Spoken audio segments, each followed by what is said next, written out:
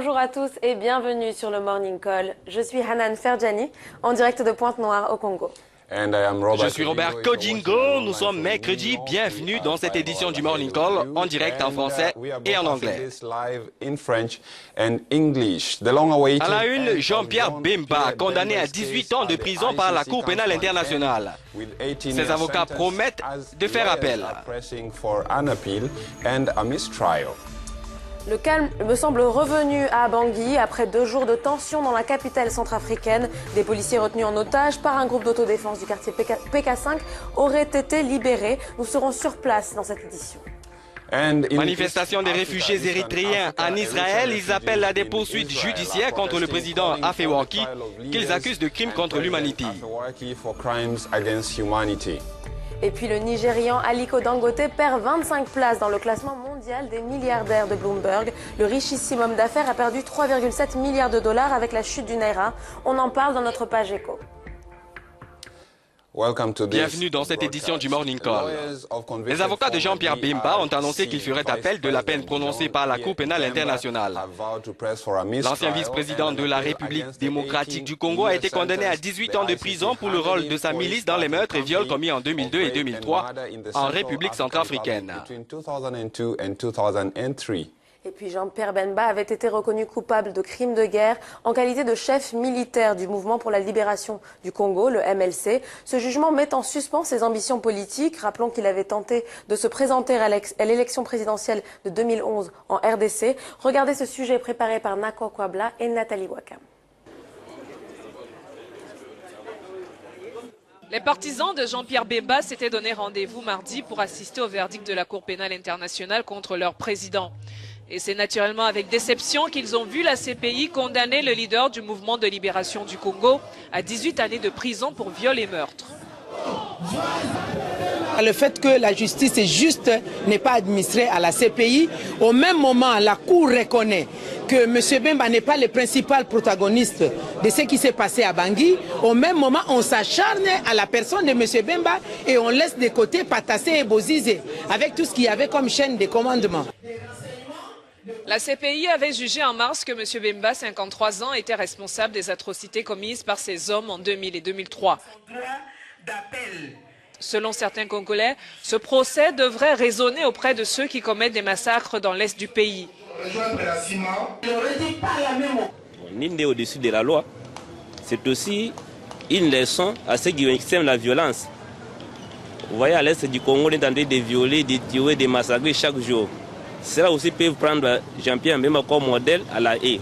Un jour, malgré les pouvoirs peuvent se terminer, quand ils seront là-bas, ils seront aussi traités de quelle manière? L'équipe de défense de Jean-Pierre Bemba avait déjà annoncé avant le verdict son intention de faire appel. Nous sommes en ligne avec Carrie Comer de la Fédération internationale des droits de l'homme. Elle est par ailleurs membre de la coalition pour la Cour pénale internationale. Les juges avaient requis une peine minimale de 25 ans de prison, mais finalement il en a eu 18, Jean-Pierre Bemba, puisqu'il a déjà passé 8 ans en prison, il lui en reste logiquement 10. Certains observateurs estiment que cette peine est insignifiante par rapport aux accusations dont il a été reconnu coupable en mars. Absolument. Les juges avaient requis 25 ans de prison. Les avocats des victimes, quant à eux, avaient réclamé la peine maximale, c'est-à-dire 30 ans, conformément au statut de Rome. On peut donc comprendre ce sentiment de déception. Mais il faut tout de même reconnaître que c'est la peine la plus lourde jamais imposée par la CPI.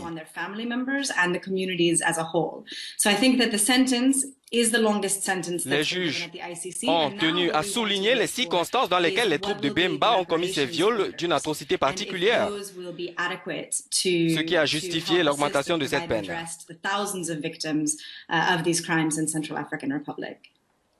À quoi renvoient exactement les ordonnances de réparation et est-ce qu'il s'agit là de quelque chose de récurrent dans le système judiciaire international? La justice internationale permet aux victimes, dans certains cas, de demander des réparations pour préjudices subis. La réparation est une punition partielle infligée à la personne coupable, M. Bemba en l'occurrence. Si la Cour estime, bien évidemment, qu'une ordonnance de réparation pourra le contraindre à reverser de l'argent aux victimes.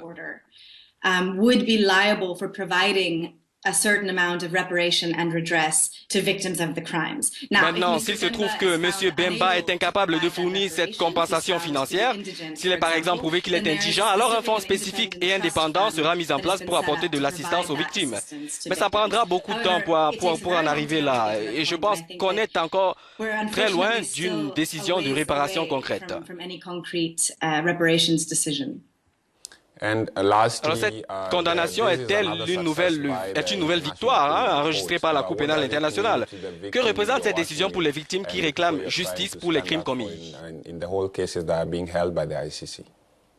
La FIDH travaille sur ces dossiers avec les associations membres en République centrafricaine depuis l'aggravation des violences en 2002.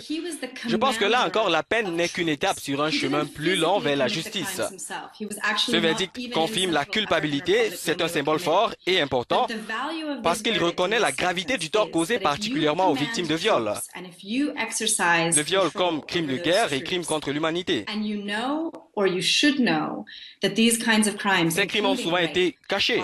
Conséquence, les victimes ont parfois été stigmatisées par leur communauté. Elles ont éprouvé d'énormes sentiments de culpabilité et ont été marginalisées par leur propre communauté.